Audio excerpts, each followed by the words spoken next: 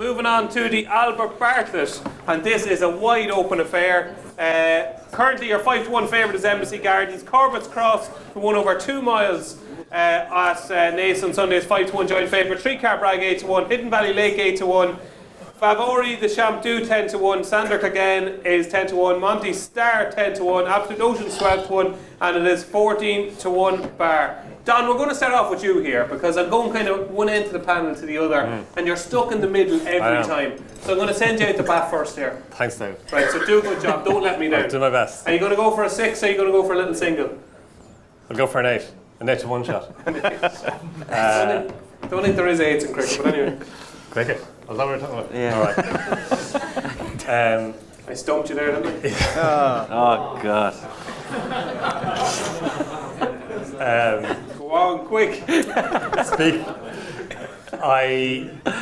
I backed Hidden Valley Lake for this before the race the last day, and I'm sticking with him. I just thought he didn't really have the right run through the race the last day, and he was beaten by his stable companion, who is a player in the race now as well, obviously, but I just thought what he did the time before that at Cork, he was very, very good. He stepped up to 3 miles that day, and he didn't travel like the best horse in the race for much of the race, but the way that he stayed on was really impressive. He went for that Sure Hall Mercedes-Benz race then next time, and while he gave best to Monty's Pass in the end, and Monty's Pass was good, I just think that he was in front from a long way out.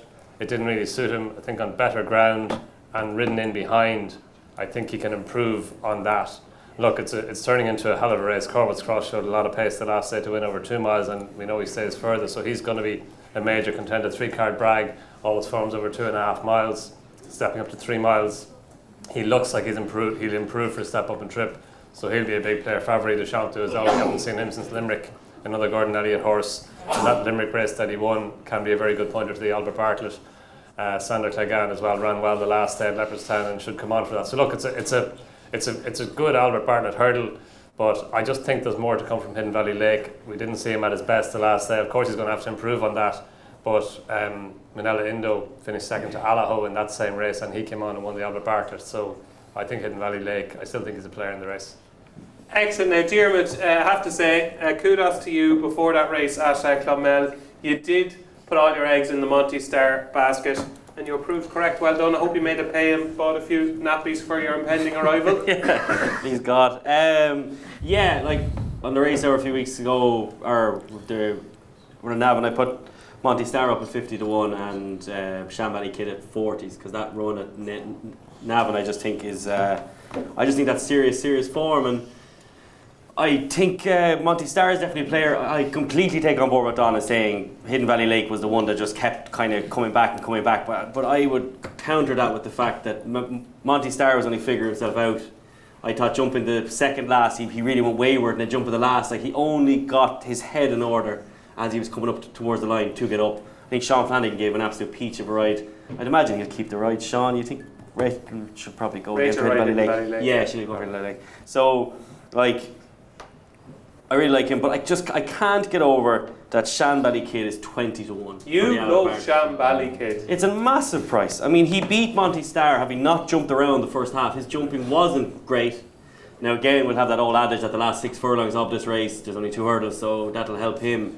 But the way it's not really an old adage, it's the truth. I know, but just we over explained that one. But the that's true though. Yeah. We've done it. But Shambally Kid at 20-1, like jumping the second last, him and Monty Star are right beside each other, and he just powers clear. He powers on at the end. It's a serious performance. The horse in third, Hemlock, unfortunately lost his life that day at Musselburgh. He was going to win that day quite easy.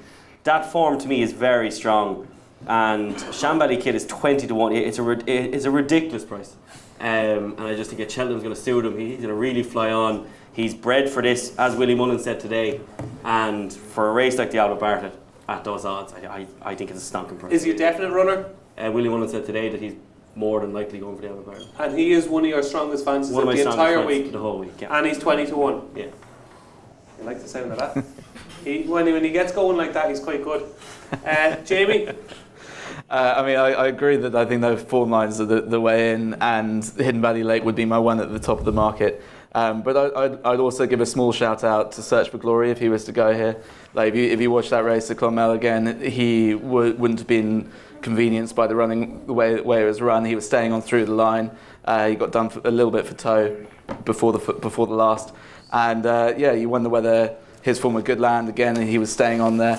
And he just looks like a really interesting horse. He's around 25 to 1. I don't know if he's a definite runner, but if he is, I think he's a really interesting each way shout.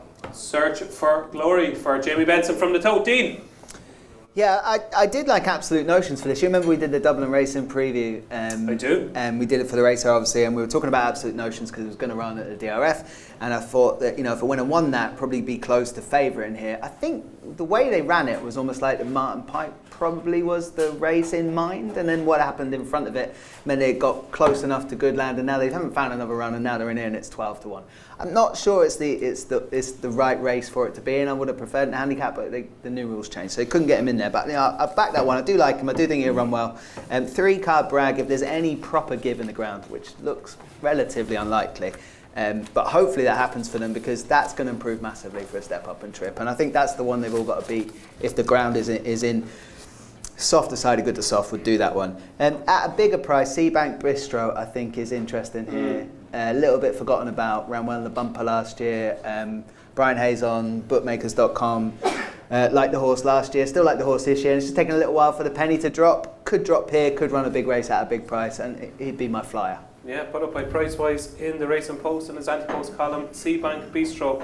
Seabank Bistro is your flyer, but you think 3-card Bragg.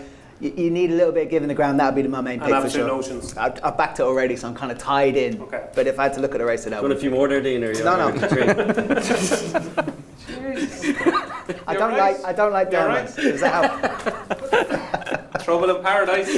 Well, how are the Chuckle brothers doing down there? Albert Bartlett. Are you studying form or texting women there, David? Studying form. Lovely. He was on Snapchat there a minute ago. You have the wrong man looking over your shoulder, David. She was nice.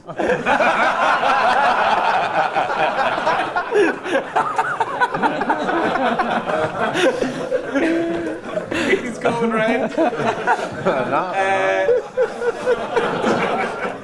We'll give you a second, David. We'll go to Mikey first. All right. I don't need to waste time. Exactly what Dermot said, but I really don't fancy hitting Valley Lake. His form isn't good enough with Santanito and Ava Grace in late. One in Cork, I didn't think that was good enough, and Monty Star beating the last day. So for me, Shambally Kid for you as well.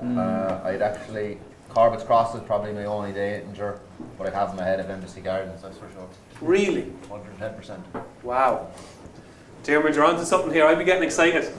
You can be buying the cot as well as the nappies. Right, that is Shambally Kid, which is very interesting because, what are we talking, 20 to 1? 20 to 1. Yeah. 20 to 1. This 20 to 1, I couldn't find it. I know, he was 12s on Paddy. He was 20 this morning, we did his prices, wasn't he? Well, there's money from at the moment on Betfair anyway. That is Shambally Kid, so he's probably one you want to be chalking down from tonight. Mikey, Albert Bartlett. That could be just money, because Willie said he was running the race, I wouldn't get sucked in on that money at all. He'd have no other option though. He hasn't enough runners. He hasn't enough runs to go for. No. Why? I didn't like. You know what I mean. Willie was. Mikey, they're not words. They're just Willie's horses were flying, and he got a hard race to win a maiden hurdle in Navan, didn't he? What did he beat? We listened to Dermot, yeah? He beat Monty Star. Monty Star and Did he have a high head carriage that day? I jumped poorly.